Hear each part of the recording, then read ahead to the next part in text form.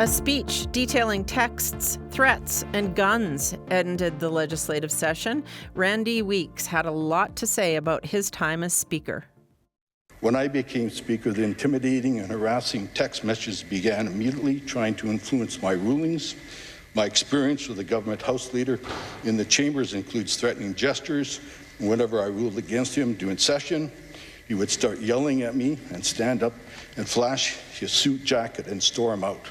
That's Randy Weeks with some of his allegations of threats and intimidation from government leaders. He's one of many MLAs who won't be back after the next election. That's after he lost a nomination to run for the Saskatchewan party late last year. The Premier says that speaks for itself. He still ran in a nomination knowing most of what we just saw said. So it's unfortunate, but nothing more than unfortunately a sore loser. It's nothing more than that's like third-party hearsay. And so listen, Speaker's never said anything to me about any of this. And so we just heard it there. I heard parts of it, actually. I don't know where it's coming from. That's Scott Moe talking about the Speaker's final speech. For more on it and the sitting that was, we've reached our political panel.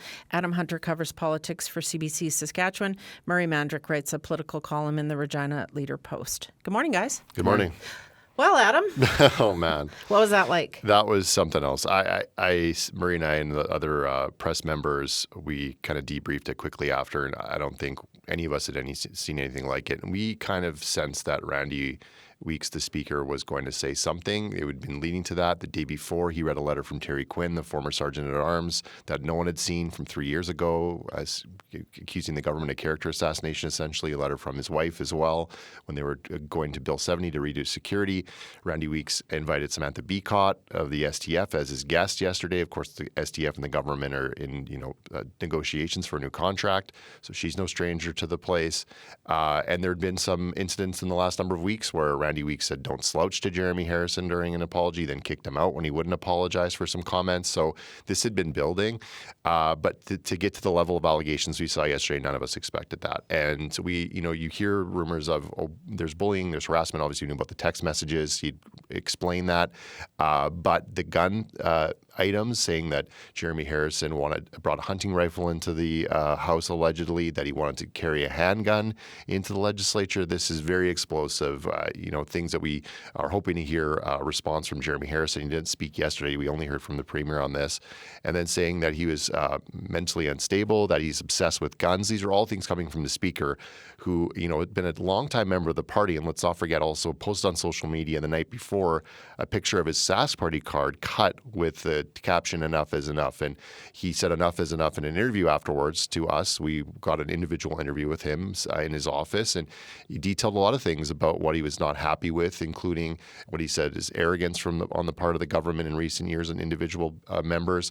And we asked him, what policies did you not agree with? Because this seems like a personal thing. He said Bill 137, the emergency debate, was something that the government didn't need to do. It wasn't an emergency. It was to deal a knee-jerk reaction, in his words, to the threat of the Saskatchewan United Party, the events that happened in Lumsden.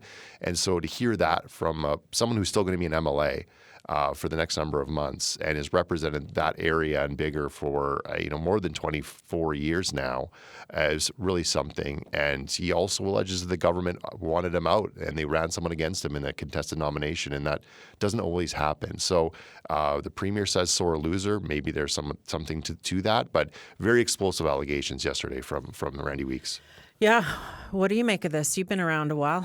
Oh, yeah. That's the question everybody is asking me is, have you ever seen stuff like it? And yeah, I have. I've sat in a house where a opposition leader has asked which one of you knew about an MLA shooting his wife. That's pretty serious allegations, right? But it's always come from side to side. If it's NDPs hammering the Sask Party or Conservatives, or the Sask Party Conservatives hammering NDP at the time government members, it's always been the usual back and forth. What I haven't seen, and I can't emphasize this enough, is the internal fight. I've never seen a member of a caucus, a 25-year member of a caucus, go after every other member of their caucus in that way, sitting from the very credible speaker's chair. And that's an issue aside, we were talking about, Adam and I were talking about this before, about how difficult it's been,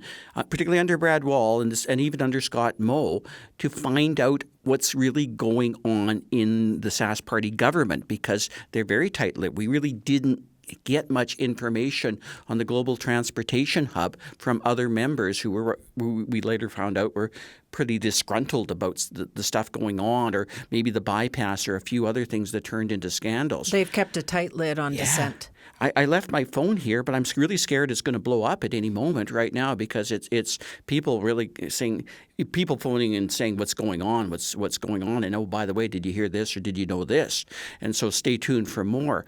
But in answer to your question, the big difference is that, like, if a member stepped out of line in the Sask Party, they'd face the firing squad. Like, I mean, that's just the way it was.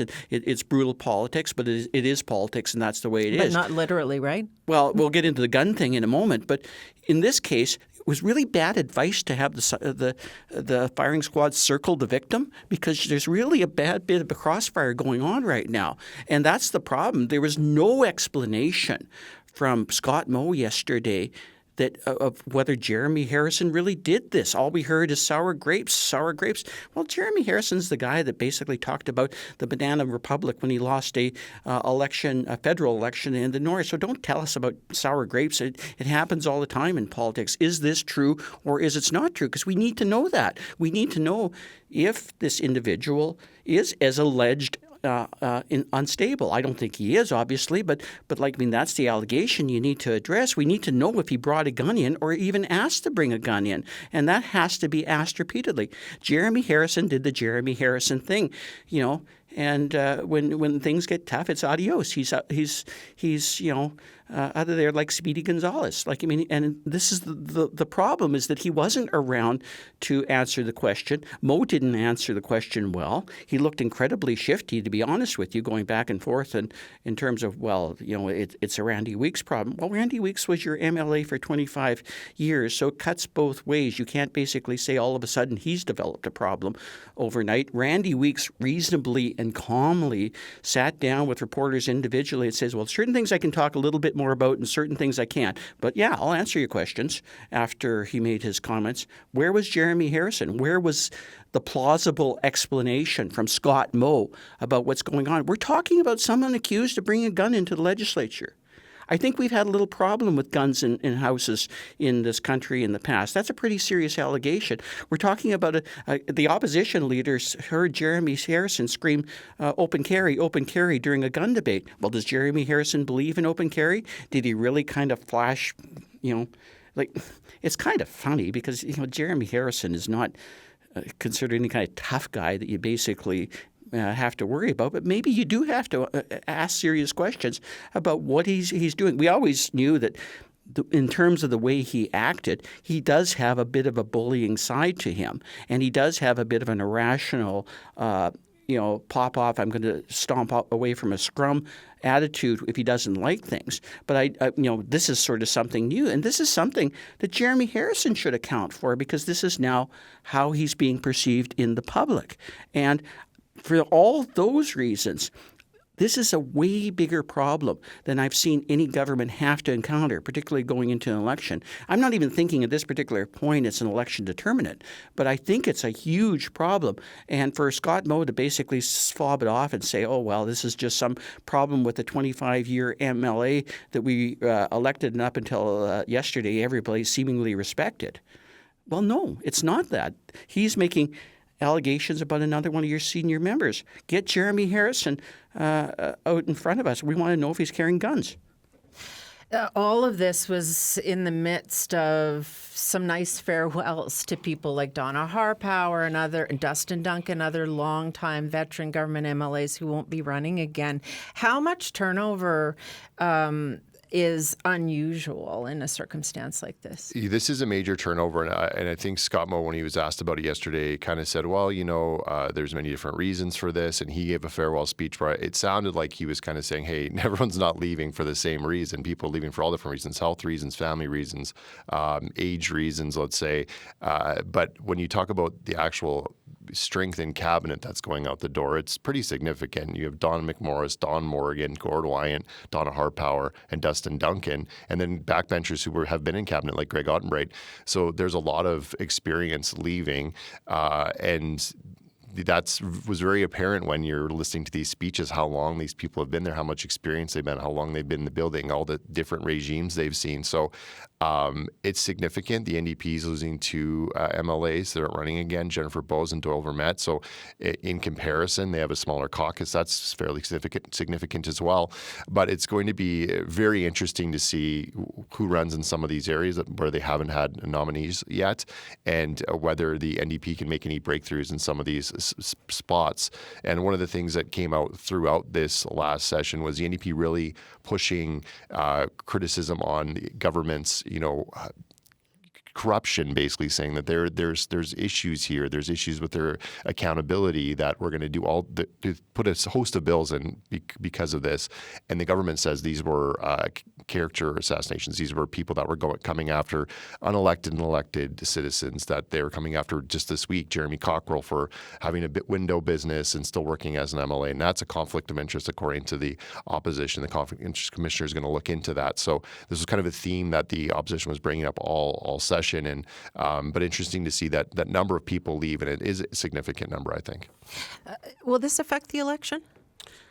Good question. We really need to make this segment longer today. People especially asked for it. My initial instinct is not in the way that I think it'll put the NDP in a position to change government, because it still becomes about the meat and potato issues that Scott Moe is doing really well on, which is the carbon tax and a few other things that seem to be working. But I think this whole issue places serious doubt in the minds of people and a lot of voters about the credibility of the individuals now running government, including Scott Moe, including Jeremy Harrison. I'm not kidding. As you saw, I was texting during this segment, which I don't normally do. Are you texting the speaker? No, actually, I can't tell you. He'll read them. I can't tell you who I was texting, but you'd find it really, really interesting. But this is what's been happening all day: is that people are really engaged, and it's people in the public asking you, "What is going on? What is happening out there? I can't believe what I'm hearing," and people that have been in government, as per my text, and have been elected officials, as per my text, basically saying, "What's going on here? Like what? What? Or did you know this?" And that tends to build and multiply. So to answer your question, that's what affects the election. The only thing that you can't determine at this point, or I can't determine, is how much it affects the election, because there's going to be a lot of rural ridings where I think they'll still vote Sask party. There's going to be a lot of other issues in play. But to be quite frank, the NDP didn't really have to do anything yesterday. As great as Adam's summations were, they just honestly didn't have to do, but, break out the popcorn and watch. And that's basically what everybody else in the province is doing at this moment. Thanks, you guys. You're welcome. Very welcome. Adam Hunter covers politics for CBC Saskatchewan, and Murray Mandrick writes a political column in the Regina Leader Post.